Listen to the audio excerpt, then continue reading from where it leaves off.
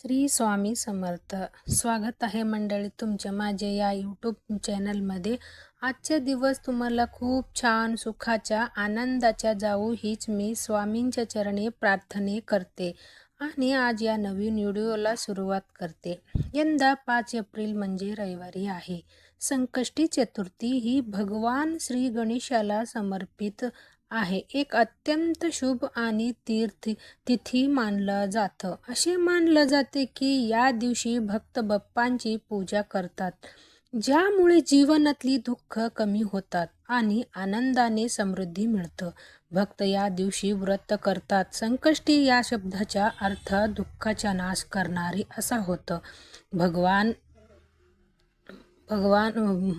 म्हणूनच भक्त भगवान गणेशाला विशेष प्रार्थना करतात आणि त्यांच्या जीवनातला संकट दूर करण्याकरता प्रार्थना करतात. धार्मिक मान्यतेनुसार देवी पार्वतींनी प्रथम आपल्या पुत्र गणेशाच्या दीर्घ आयुष्यासाठी आणि कल्याणासाठी संकष्टी चतुर्थीचे व्रत केले होते. तेव्हापासूनच हे व्रत बालसुखी, मानसिक शांती, यश आणि अडथळ दूर करण्यासाठी विशेष फलदायी मानलं जातं.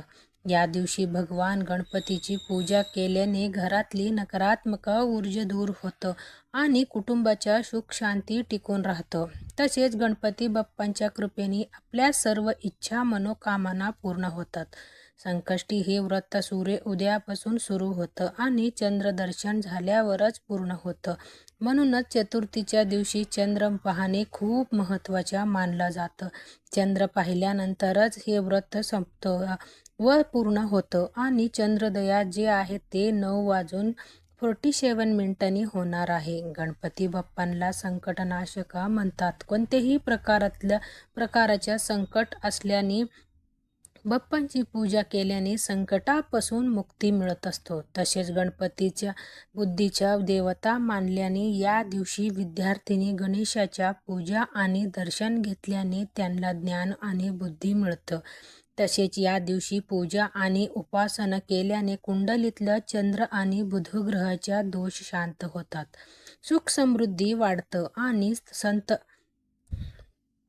संतजीचे कल्याण होतं. धार्मिक दृष्ट्या हा दिवस अतिशय महत्त्व असल्यामुळे या दिवशी काही प्रभावी उपायाने सेवा देखील केल्या जातात आणि म्हणूनच संकष्टी चतुर्थीच्या दिवशी कोणत्याही परिस्थितीत सकाळी समोर उंबरवट्यावर ठेवा ही एक वस्तू. ह्या वस्तू ठेवल्यामुळे आपल्या 7 पिढ्यांच्या दारिद्र्य नष्ट होणारच आहे, पण आपल्या घरामध्ये अखंड माता लक्ष्मीचे आगमन ही होणार आहे.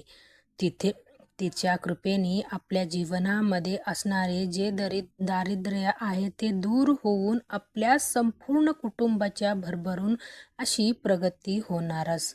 तर ती कोणती वस्तू ठेवायच्या, कोणत्या वेळात ठेवायच्या याबद्दल सविस्तर आणि महत्त्वाची अशी माहिती मी तुमच्या या व्हिडिओमध्ये देणार आहे. तर या व्हिडिओ पूर्ण पहा आणि जर चॅनलवर नवीन असेल तर चॅनलला सबस्क्राईब करा आणि शेजारी बेल आयकॉनला सुद्धा प्रेस करा, जेणेकरून तुम्हाला माझ्या नवीन व्हिडिओच्या नोटिफिकेशन्स मिळत राहील. एक पण व्हिडिओ मिस करणार नाही.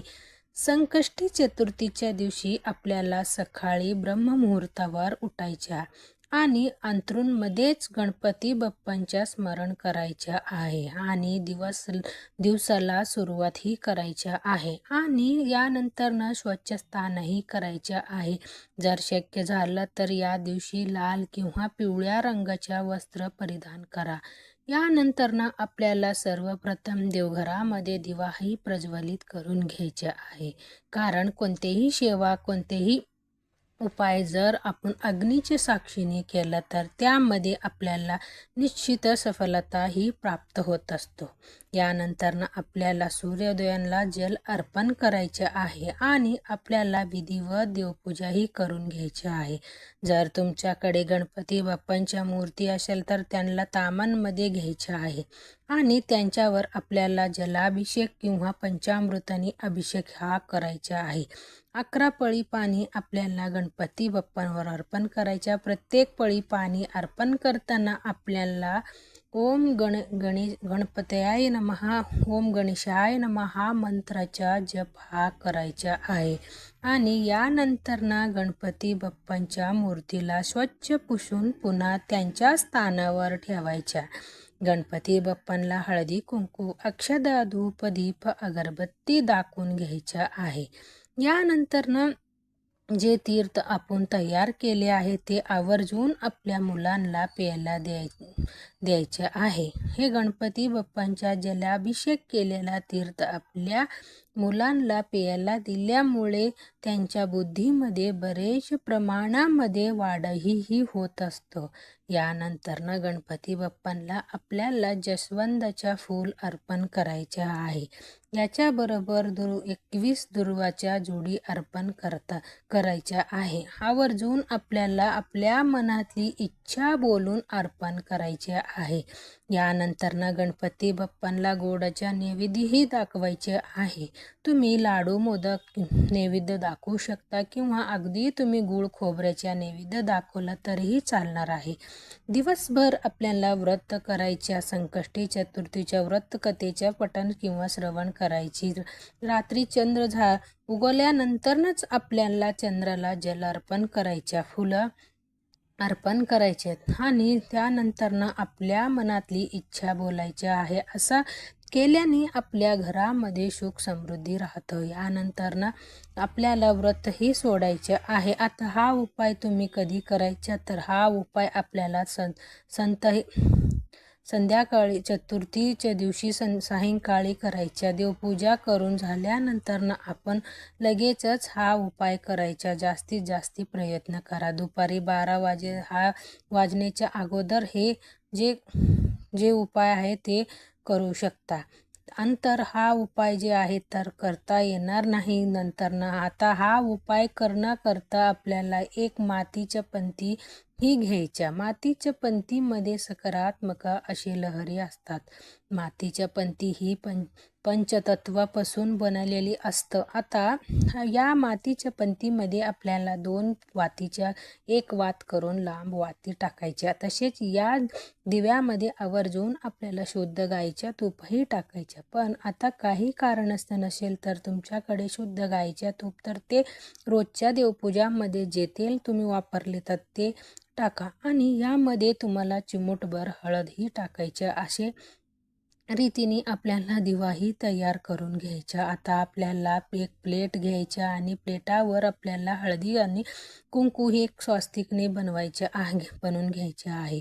आता या स्वास्तिकावर आपल्याला मुठभर तांदूळ ठेवायचे आणि त्या तांदूळावर आपण जे दिवे तयार केले आहे ते प्रज्वलित करून ठेवायचे आहे. आता या दिवामध्ये आपल्याला चिमूटभर काळे किंवा पांढरे तीळ ही टाकायचे आहे. तीळ ही गणपती बाप्पांना अतिशय प्रिय. याच्याबरोबर आपल्याला एक मनी प्लांटच्या पान सुद्धा घ्यायच्या. जे मनी प्लांट पान आपण घेणार आहोत ते व्यवस्थित पाहून घ्यायच्या. ते अखंड असावे, कुठेही तुटलेली फुटलेली किंवा खराब झालेली नसावे. वास्तुशास्त्र अनुसार मनी प्लांट संबंध बुध आणि कुबेर ग्रहाचे असल्याने सांगितलं जातं की बुध ग्रहाचे अधिपती ही गणपती बाप्पा आहेत आणि गणपती बाप्पा हे विघ्नहर्ता आहेत. म्हणूनच मनी प्लांट झाड आपल्या घरामध्ये लावल्यामुळे आपल्या घरामध्ये कोणतेही प्रकारच्या संकट विघ्न हे येत नाही. तसेच कुबेर देवता ही धनाच्या देव आहेत. म्हणून जर त्यांची कृपा आपल्यावर झाली तर आपल्या जीवनामध्ये सुख समृद्धी कायम टिकून राहतं. तसेच मनी प्लांट साक्षात माता लक्ष्मीच्या स्वरूप सुद्धा म्हटलं जातं. मनी प्लांटमुळे घरामध्ये सकारात्मक ऊर्जा टिकून राहतं. मनी प्लांट योग्य दिशा ही दक्षिण पूर्व कोणी आहे. मनी प्लांटच्या पूर्व दिशेला ठेवणे योग्य मानलं जातं. यामुळे आपली आर्थिक परिस्थिती सुधारतं आणि म्हणूनच वास्तुशास्त्रामध्ये मनी प्लांट बाबत अनेक उपायही सांगण्यात आले आहे. हे उपाय केल्यामुळे आपल्या जीवनामध्ये सुख समृद्धी ऐश्वर्यही कायम टिकून राहतं.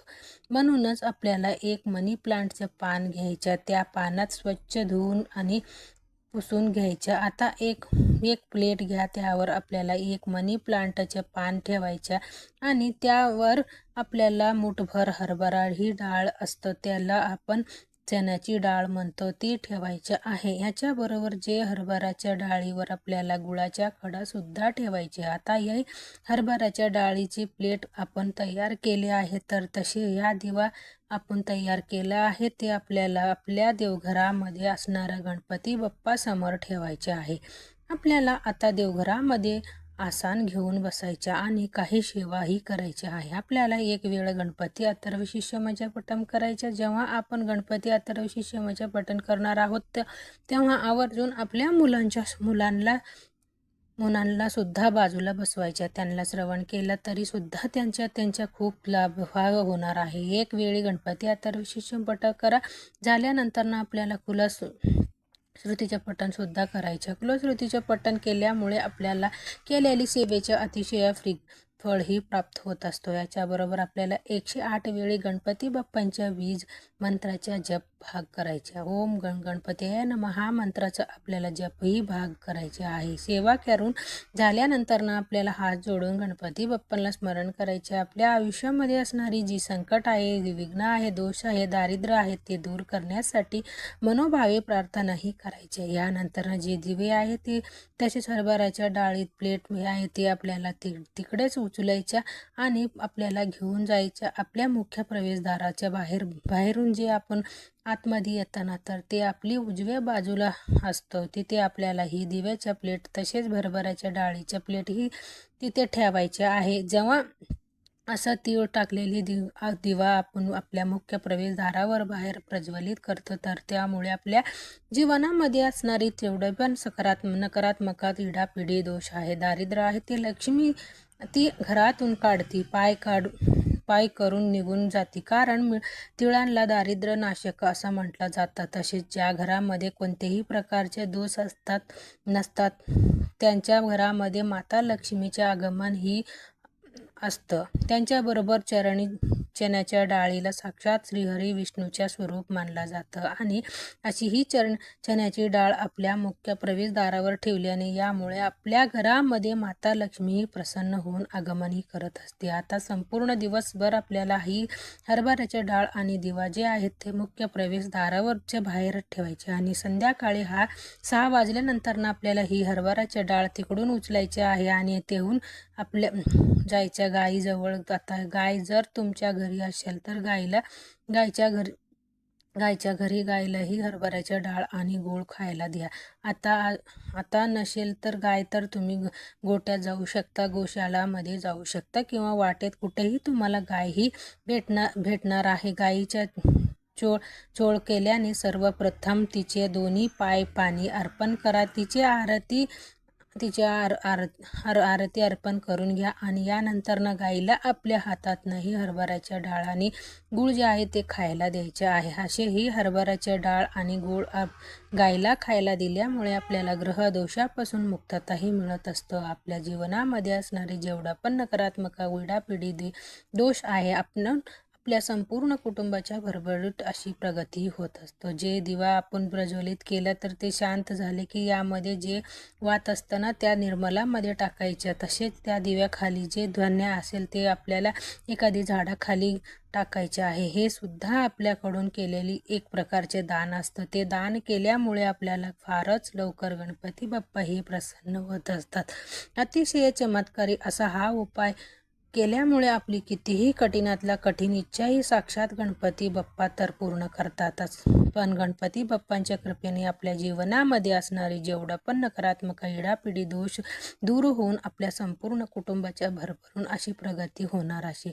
म्हणूनच हा व्हिडिओ जास्तीत जास्त लोकांपर्यंत शेअर करा जेणेकरून प्रत्येकांचे आयुष्याच कल्याण हो हीच मनामध्ये इच्छा. गणपती बाप्पा मोरया. तर असेच भेटूया एक नेक्स्ट व्हिडिओमध्ये. तोपर्यंत सर्वांना श्री स्वामी समर्थ. धन्यवाद.